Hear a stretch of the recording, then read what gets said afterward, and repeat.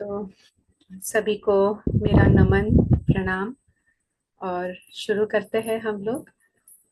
प्रार्थना से शुरू करेंगे। और ये जो प्रार्थना है, ये वही सारे लोग जो इस 12 जून के प्लेन क्रैश के मिसहैप के अंदर थोड़े सफर किए हैं, जिसके कारण उन जो आत्माएं प्लेन क्रैश के अंदर जो हमारे पृथ्वी तल से डिपार्ट हुई है, और जो बाकी के आत्माएं यहाँ पे जो अफेक्ट हुए हैं इस मिसहैप से, सभी के लिए ये प्रार्थना करेंगे। सर्वे भवन्तु सुखिनः, कि सभी लोग सुखी रहे, तंदुरुस्त रहे। तो चलिए, सारे अफेक्टेड पीपल के लिए ये प्रार्थना समर्पित है। साथ में हम करेंगे, ज्वाइन करिए। प्रार्थना मुद्रा, प्रार्थना भाव। गहरी सांस लेंगे और प्रार्थना से शुरुआत करेंगे भाव के साथ। ॐ सर्वे भवन्तु सुखिनः, सर्वे सन्तु निरामयाः, सर्वे भद्राणि पश्यन्तु, मा कश्चित् दुःखभाग् भवेत्। ॐ शान्ति शान्ति शान्तिः। हरि ओम। हाथों को आंखों पे रख के आंखें खोल ले।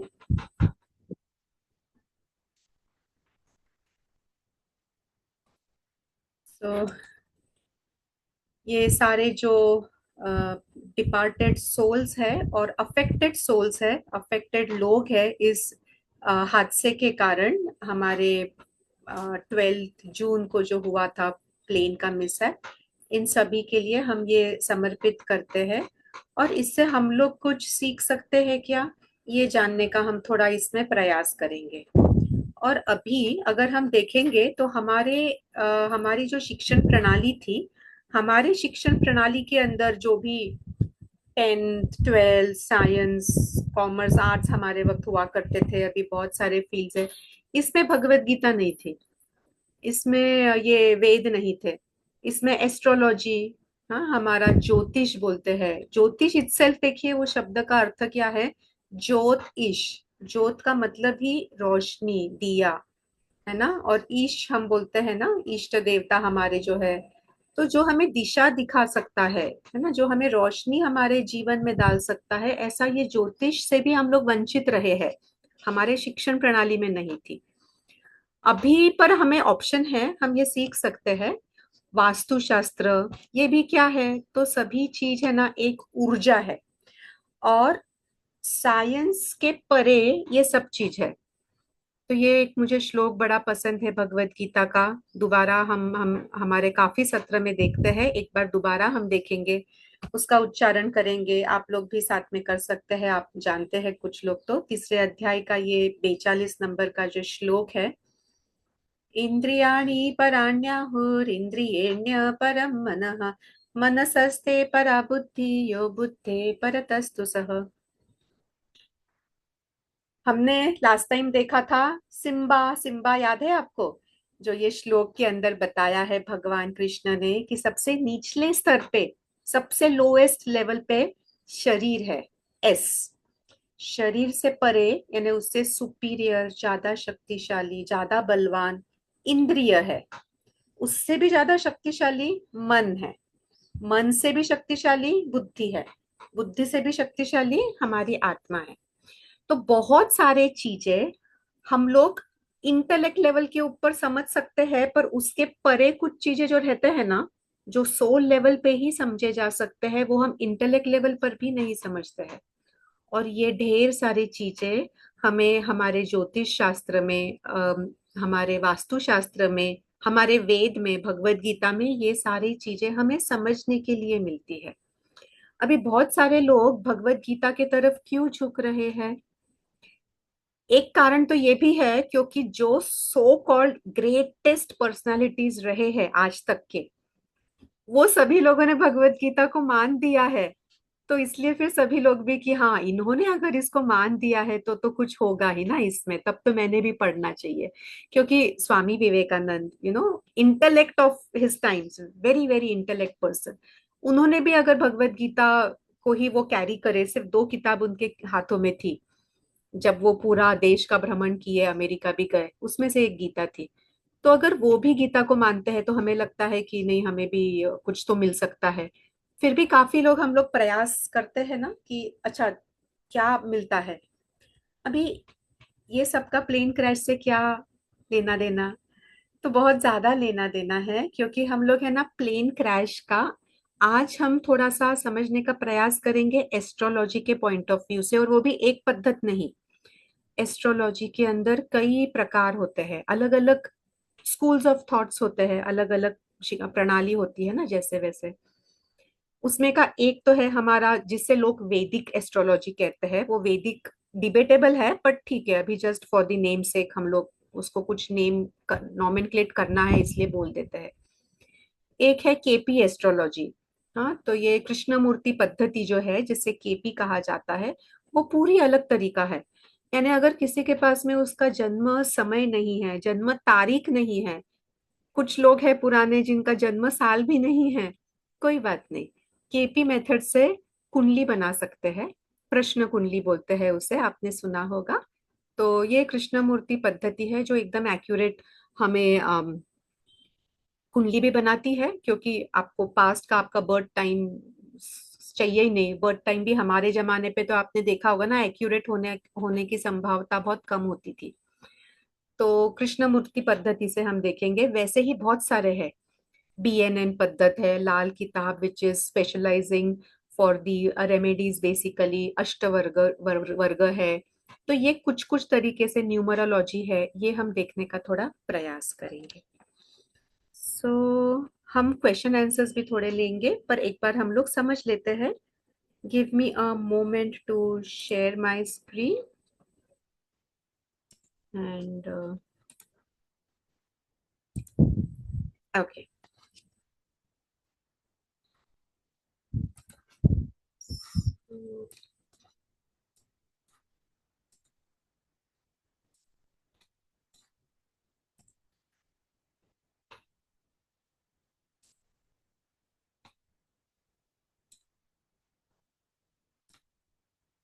All right, so is the screen visible?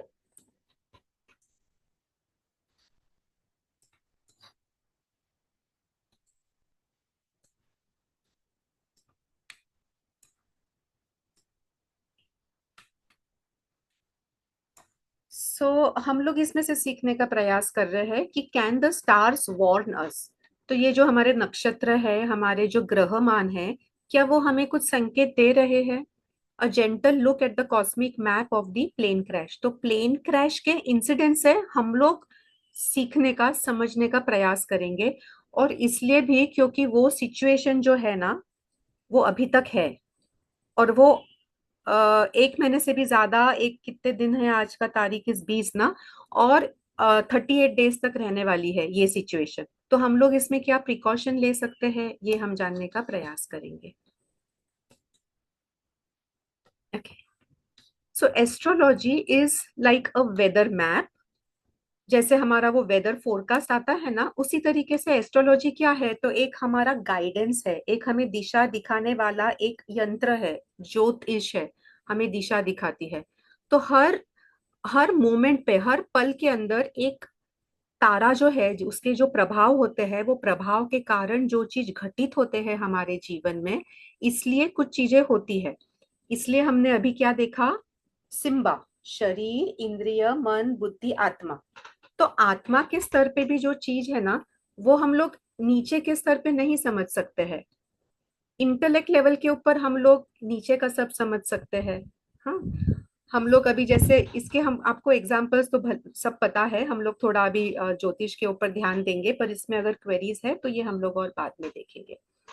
तो हमें ये तो समझता है कि हम लोग इंटेलेक्ट जो है, यानी बुद्धि है, फिर मन है, फिर इंद्रिय है, और फिर शरीर है, ये सब हम समझ सकते हैं इंटेलेक्ट लेवल तक के। पर आत्मा के लेवल के जो चीज है ना, ये आपको अनुभव ही करना होगा। अनुभव करेंगे उसके बाद में ही विश्वास पाएंगे। और मैं इसलिए भी कह रही हूँ क्योंकि मैं खुद इस पे विश्वास नहीं करती थी। मेरा भगवान में पहले विश्वास नहीं था, ये सब ऑकल्ट साइंसेस में भी विश्वास नहीं था। कॉलेज में एचओडी होने के कारण वो इंटेलेक्ट से सराउंडेड थी ना, तो इंटेलेक्ट लेवल के ऊपर अटकी हुई थी। उसके परे जाने के लिए वो एक कुछ तो एक सिचुएशन में भी घटित होना पड़ता है और अनुभव आना होता है। तो मैं आपसे ये जरूर कहूंगी कि आप मेरा विश्वास बिल्कुल ना करें, पर ये डिस्कस करने का कारण एक ही है कि at least keep on listening, keep on understanding, try to understand, समझने का हम प्रयास करें और इसको एब्जॉर्ब करने का प्रयास करें अनुभव करने के लिए। तो आप स्वयं जब अनुभव करेंगे ना, तब वो आत्मिक लेवल के ऊपर जाएगा, तब वो सोल लेवल के ऊपर होगा। और तब फिर आपको ये बाकी के निचले स्तर के रीजनिंग्स नहीं लगेंगे। आप डिबेट भी नहीं करेंगे ऐसा क्यों वो क्यों, बिकॉज आपने अनुभव किया है, वो अनुभव हो गया। अब जैसे मेरा ये मैंने कहा था ना, मोबाइल ऑटोमेटिक शुरू हो गया था, तो वो अनुभव था, मैजिकल एक्सपीरियंस। फिर तो साइंस के परे का अनुभव था ना।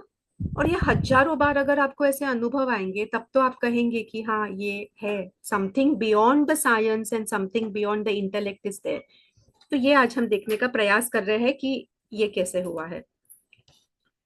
तो ये एस्ट्रोलॉजर्स जो है, ये लोग किस तरीके से रीड करते हैं अलग अलग हमारे चार्ट्स, ये आज हम तीन अलग प्रकार से एटलीस्ट समझने का प्रयास करेंगे। और चौथा है जो हमने ग्रुप के अंदर शेयर किया था, न्यूमरोलॉजी का।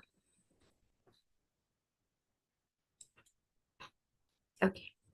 अभी एस्ट्रोलॉजी जिन लोगों को पता नहीं है उन लोगों के लिए एक बेसिक थोड़ा हम समझ लेते हैं।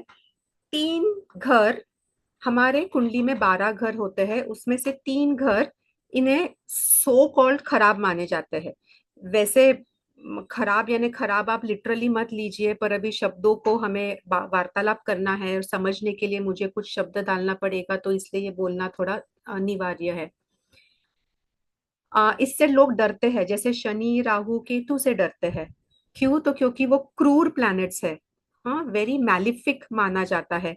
वैसे ये तीन घर से डरते हैं, जो है छठवां, आठवां, 12वां। छठवां घर से क्यों डरते हैं? क्योंकि ये घर है हमें रोग ऋण शत्रु देता है। हम्म, वो दर्शाता है। आठवें घर से क्यों डरते हैं? क्योंकि आठवां घर मौत का घर है। जो इंसान स्पिरिचुअल लेवल पे चला गया है वो इनसे नहीं डरेगा, या वो इससे अफेक्ट भी नहीं होगा। क्यों, वो हम बाद में और देखेंगे, अभी हम प्लेन क्रैश पे देखते हैं। 12वां घर क्या है? 12वां घर है expenditure, jail, opposite of you being, you not being basically. So end of the life is also the 12th house। ठीक है। तो अभी ये यहाँ पे मैंने ये लिखा है। और इसके अलावा जब ऐसा कोई मिसहैप, सो कॉल्ड मिसहैप जो हम बोलते हैं ना, एक आधा इंसान जब देह छोड़ देते हैं, तब भी हम क्या देखते हैं, कुछ लोग उसको मिसहैप बोलेंगे, कुछ लोग मिसहैप नहीं भी बोलेंगे। पर अभी हम देख रहे हैं और उसको मिसहैप बोल रहे हैं, इसको बाधक और मारक बोल रहे हैं। बाधक और मारक करके ये क्या होता है, ये हम देखते हैं। ये जो टर्म्स है हमारे एस्ट्रोलॉजी में, मारक इज ऐसा सिचुएशन जो क्षमता रखता है कि आपका जीवन एंड कर दे, यानी आपको मार दे। ठीक है। और बाधक क्या है? बाधक का मतलब इस कि वो बाधा लाता है हमारे जीवन में, जो भी हमारे कार्य है उसमें वो ऑब्स्टेकल्स क्रिएट करता है, ये बाधा लाता है, तो उसे बाधक बोला जाता है। हम्म,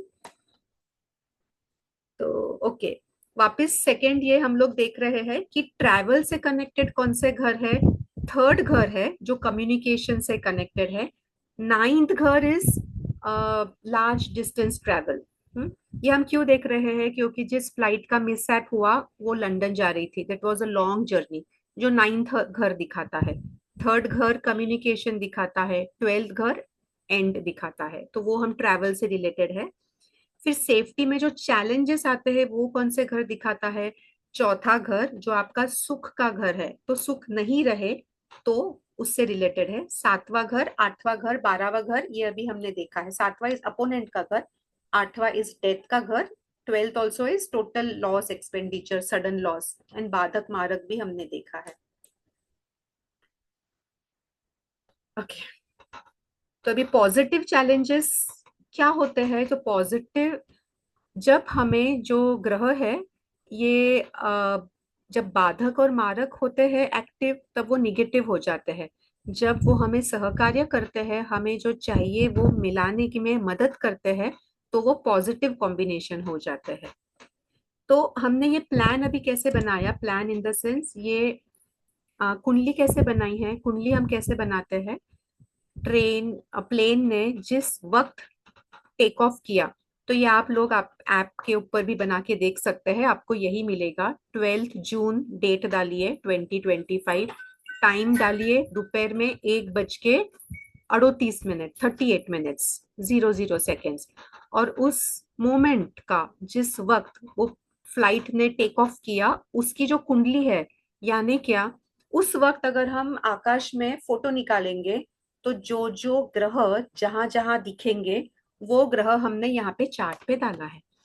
अभी जो लोग कुंडली नहीं समझते उनके लिए थोड़ा सा बेसिक देखिए। ये जो है ये फर्स्ट घर है, जिसमें 6 नंबर लिखा है, ये पहला घर है। जिसमें 7 नंबर लिखा है, ये दूसरा घर है। वैसे ये 8 9 10 11 12 ऐसे लिख के फिर 1 2 3 4 तक लिखा है, ये फर्स्ट घर, सेकंड घर, third, fourth, fifth, six, seven, 8 9 10 11 12। मेरा एरो जहां जहां पॉइंट कर रहा था, ये 12 घर है। हमारे डेंजरस घर कौन से बोले थे हमने, ये देखिए, छठवां घर, ये 8वां घर, और ये 12वां घर। और हमने कंसर्न घर कौन से बोले थे, तीसरा घर ये वाला, नाइन्थ हाउस ये वाला, which is related to long travel, long flight थी, लंदन जा रही थी। 11th which is instrumental for air flight, plane, plane को इंडिकेट करता है या संबोधित करता है। ठीक है, तो अभी हम दशा, अंतरदशा, प्रत्यंतर दशा, ये हम लोग देखते हैं क्या है। आपको हमेशा सब बहुत लोगों ने कहा होगा ना, शनि की दशा चल रही है, 7.5 चल रही है, लोग बाग डर जाते हैं शनि से कि उनकी दशा चल रही है। ये सिस्टम क्या है, आपके कुंडली में जो भी ग्रह की दशा चल रही है ना, वो ग्रह आपके जीवन में आप पर परिणाम, आपको उसकी एनर्जीज मिलते हैं उस वक्त के लिए। तो ये जब मिसहैप हुआ, तो कौन सी दशा चल रही थी देखते हैं हम लोग।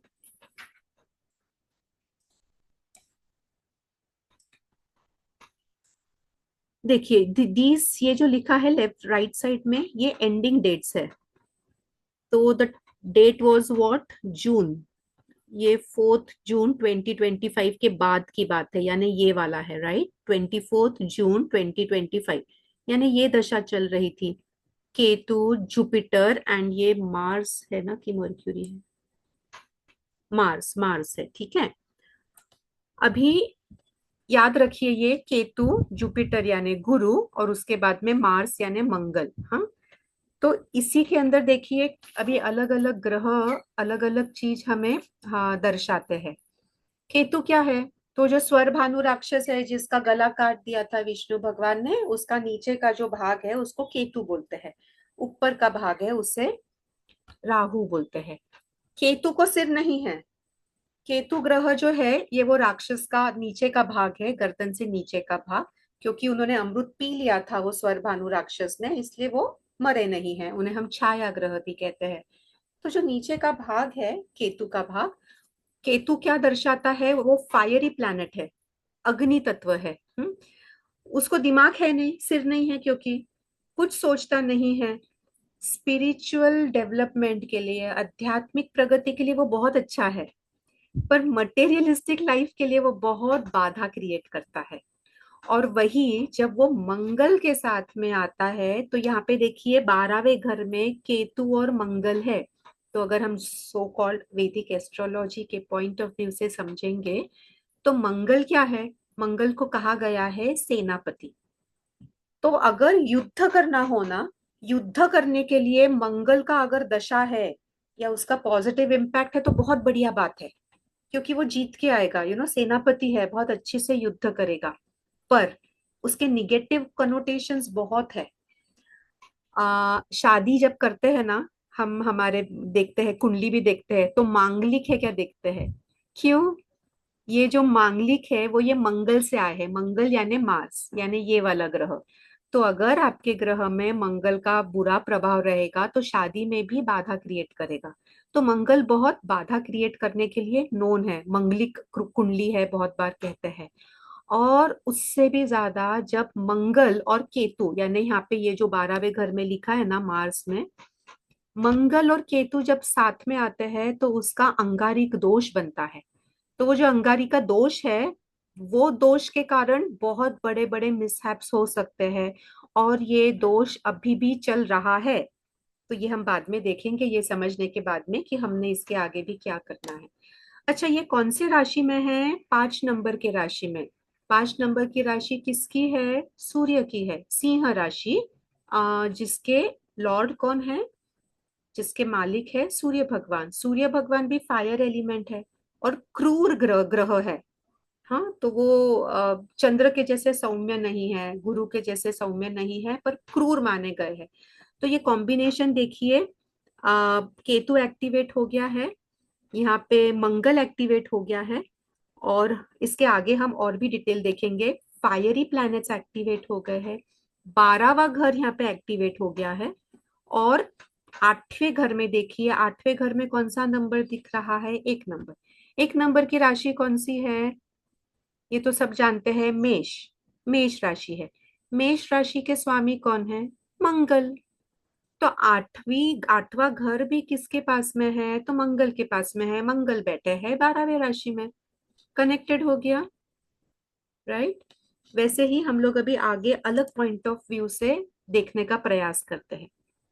अच्छा, तो पहले जो हमने देखा था ना, ये नॉर्थ इंडियन स्टाइल से हमने चार्ट देखा था। अभी केपी एस्ट्रोलॉजी में साउथ इंडियन पद्धति से चार्ट देखना ज्यादा आसान होता है। इसको मैं थोड़ा बड़ा कर लूँ तो ये क्लियरली दिखेगा।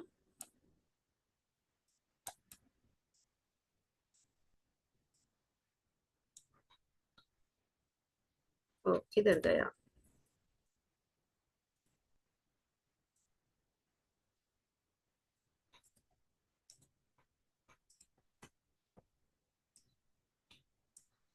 अरे,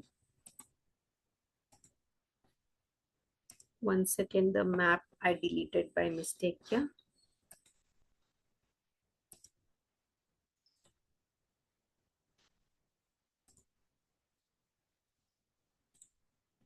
ओके ओके, सॉरी।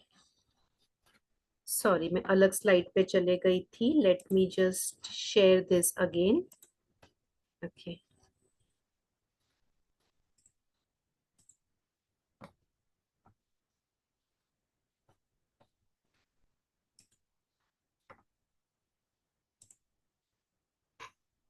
सॉरी, मैं इसे थोड़ा बड़ा कर देती हूँ तो हमें ये दिखेगा। हम्म, हम्म, ठीक है। ओके, चलिए। तो ये देखिए, हमने यहाँ पे बीच में लिखा है इवेंट कौन सा है। Plane crash on 12th June and the time is noon 1:38। Okay, and we and the place also you have to give, जो कि अहमदाबाद हमने दिया है। तो अभी इसके अंदर हम लोग किस तरीके से देखते हैं? तो यहाँ पे देखिए, 7वां घर जो है ना, this is the Virgo ascendant, right? House number 1 is वर्गो। अभी वर्गो ये डुअल राशि का है, तो अलग अलग नियम होते हैं। कुछ फिक्स्ड साइन होते हैं, कुछ मूवेबल साइन होते हैं, और कुछ डुअल साइन होते हैं। और हर एक का बाधक का मारक का अलग अलग होता है। तो ये साइन के लिए हमारा बाधक और मारक दोनों भी 7th हाउस आ रहे हैं। तो क्यों? तो क्योंकि ये राशि हमारी वर्गो राशि है। अभी इसी राशि के अंदर हम लोग केपी एस्ट्रोलॉजी के हिसाब से अभी देखने का प्रयास कर रहे हैं। केपी एस्ट्रोलॉजी के अंदर हम किस तरीके से देखते हैं, ये थोड़ा समझते हैं। जो भी कंसर्न्ड घर है, वो घर का हम लोग सब लॉट देखते हैं। और वो सब लॉट कौन से नक्षत्र के अंदर है? यहाँ पे नक्षत्र को बहुत ज्यादा महत्व दिया गया है, और वो नक्षत्र का आधिपत्य किसके पास में है, तो वो यानी उसका मालिक कौन है, और वो हमें रिजल्ट्स देगा। तो ये भी जब हम देखते हैं तो यहाँ पे मजे की बात मैंने यहाँ पे आपके लिए निकाल के भी रखा है। For those people who can understand the kundli, you can see this also. यहाँ पे मैंने अलग अलग घर भी लिख निकाल के रखे हैं, ये देखिए। और अलग अलग यहाँ पे प्लैनेट्स भी निकाल के रखे हैं। तो हमने लास्ट टाइम, अगर आपको याद है तो क्या देखा था हमने, अंतरदशा, प्रत्यंतर दशा और महादशा जो था, तो महादशा केतु की थी, ठीक है। अंतरदशा कौन सी थी? जुपिटर की थी। यहाँ पे देखिए ये प्लैनेट जुपिटर, ये दिख रहा है आपको। अभी जुपिटर का यहाँ पे देखिए स्टार लॉर्ड कौन सा है? मार्स है, मंगल है। और सब लॉर्ड कौन सा है? मून है। तो अभी हमने देखा, हम क्या देखते हैं, तो सब लॉर्ड का नक्षत्र लॉर्ड भी देखते हैं। तो मार्स यानी मंगल आ गया यहाँ पे पिक्चर में। और मून का हम नक्षत्र लॉर्ड देखेंगे, तो यहाँ पे मून देखिए, ये मून है। मून का नक्षत्र लॉर्ड, स्टार लॉर्ड यानी ये केतु है वापस से। Now you can see how it is again connected. So what we are getting is Ketu, we are getting Mangal, we are getting the Badhak and the Marak planets, and what else we are getting? Okay, now let us also see from the other point of view. How do I go next here? ये हमने planets के significations देखे थे। तो ये देखिए, हमने केतु आया है ना हमें, तो केतु के कौन से घर मिल रहे हैं? नाइन्थ घर मिल रहा है, जो कि लॉन्ग प्लैनेट, लॉन्ग जर्नी का इंडिकेशन है। 12th घर है, जो कि सत्यानाश, विनाश, एंड, उसका इंडिकेशन है। तो केतु को हम, हमारे घर मिल गए 9 एंड 12।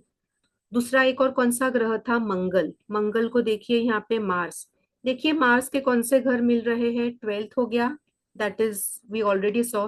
11th के बहुत सारे इंडिकेशंस होते हैं, इच्छा पूर्ति भी बोलते हैं, पर वो फ्लाइट को भी रिप्रेजेंट करता है। So aeroplane is represented here. Third is what? Third and eight house again आता है ये मंगल के अंदर। आठवां घर हमने देखा डेथ है। और तीसरा घर कम्युनिकेशन के लिए इंस्ट्रूमेंटल है। तो ये सारे के सारे घर वापस से ये मिस हैप को वापस संबोधित कर रहे हैं। हम्म।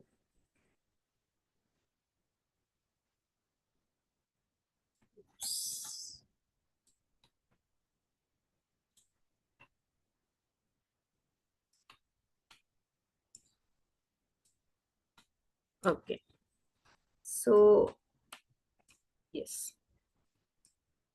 तो ये देखिए हमने क्या क्या देखा, केतु और मंगल यानी वो अंगारिका दोष देखा। ये साथ में जब आते हैं तो वो कुजा केतु दोष भी बोलते हैं या अंगारिका दोष भी बोलते हैं, उसका हमने परिणाम देखा। ये हमें क्या क्या देता है, तो ये सब चीजें हमने देखे कि मार्स है वो बहुत एग्रेसिव है।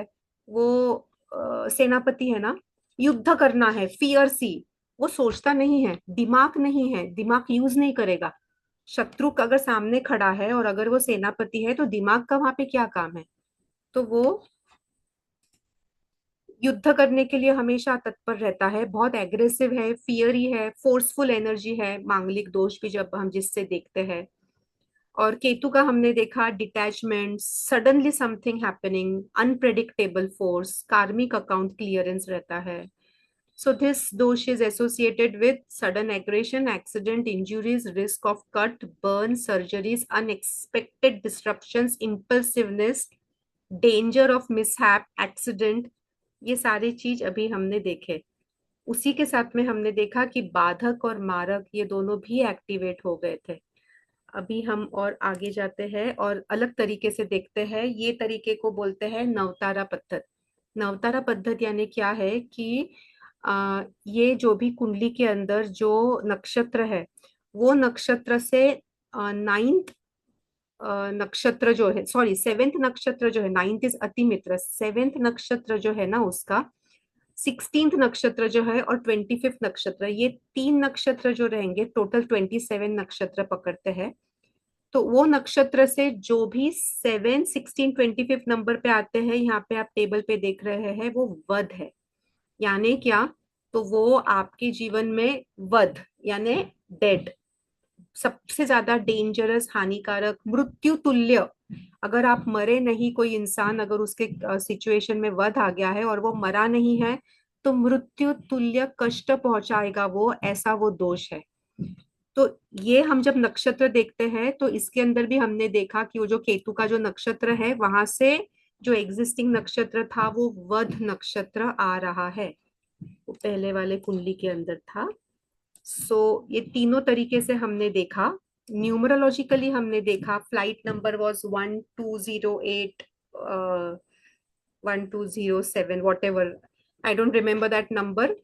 ये याद है कि उसका एडिशन क्या आ रहा है, तो 9 नंबर आ रहा है।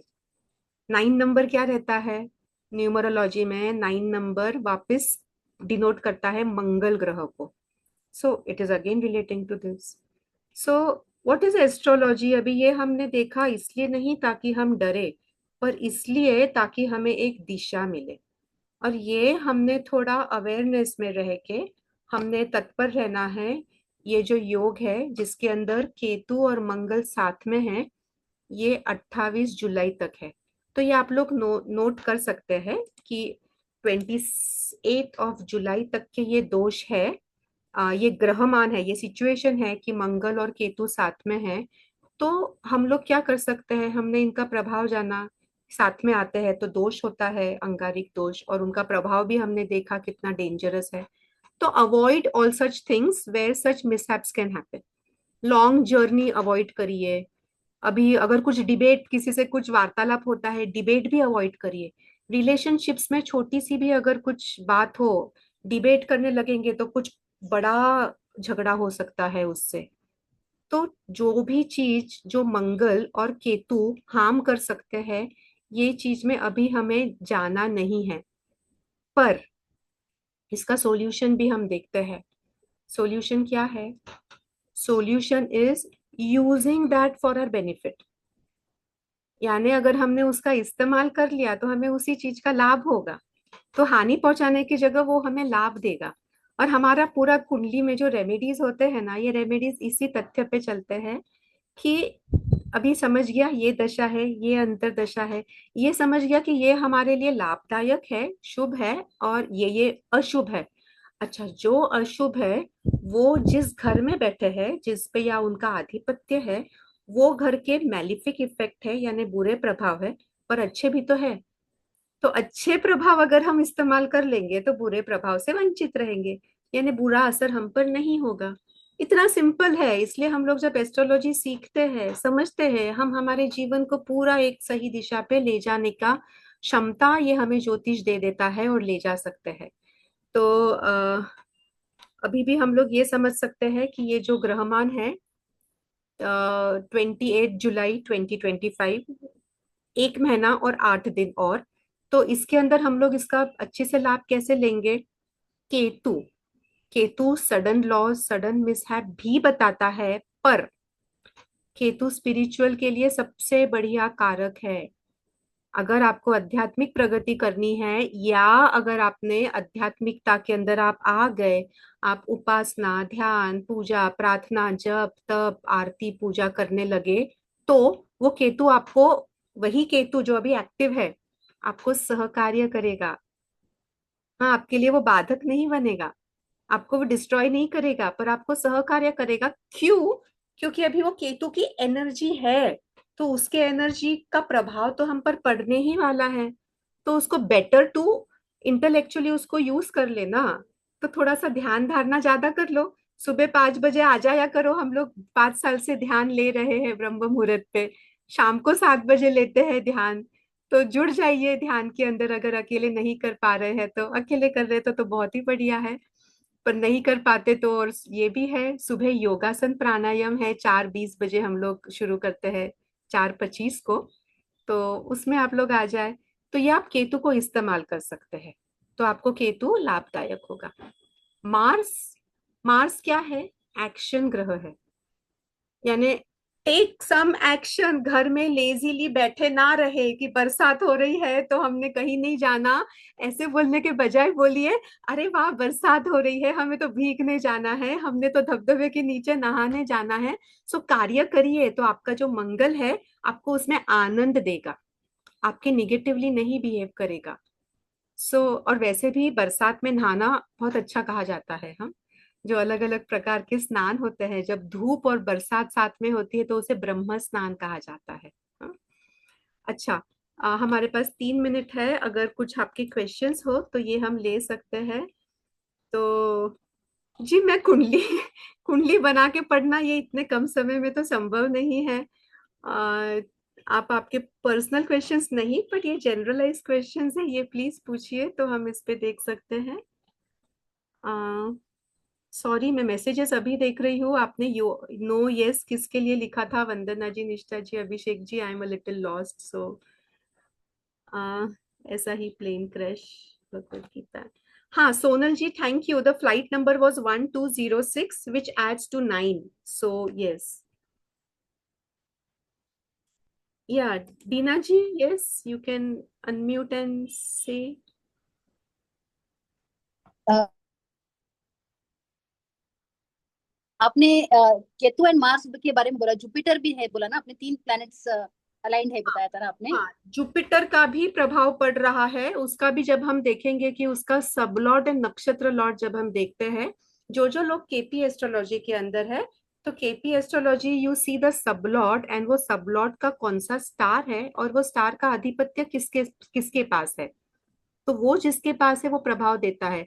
वो दोबारा कनेक्ट हो रहा है केतु से, मंगल से, 12th हाउस से, एट, जो हमने घर देखे उन्हीं घरों से सिर्फ कनेक्ट हो रहा है। उसके अलावा वो सेकंड घर से नहीं कनेक्ट हो रहा है, फिफ्थ घर से नहीं हो रहा है। फिफ्थ घर इज एजुकेशन का घर, सेकंड इज हमारा होम, फैमिली, स्पीच, फाइनेंस का घर। तो it is again connecting to that only. तो if you do only for Ketu and Mars तो फिर काफी है, that's what you are saying right. Yes.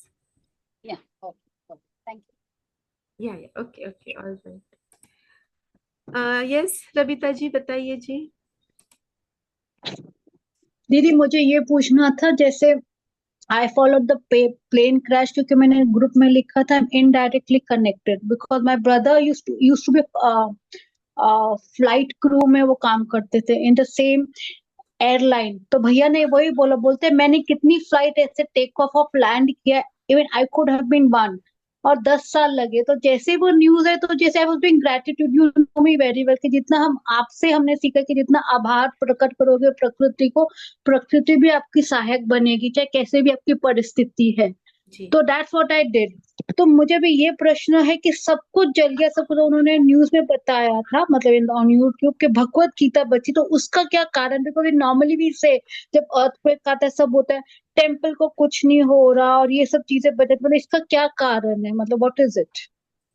और अभी हमने आपसे मैंने जाना कि वो पिरामिड के नीचे आप जब ध्यान करते हो उसका अनुभव ही अलग होता है। अग्निहोत्र का भी मुझे समझ में आ रहा है, तो मुझे होता है, मुझे मतलब जो भी 2-3 मेंबर्स है ग्रुप में, they know me that I am in Nashik. बोले नासिक रहे कि you are not with hurt means what. तो you have to come out of your comfort zone and दीदी के साथ में कनेक्ट हो, और ये आप पर्सनली फिजिकली सीखो उनसे। तो मुझे ये भी जानना है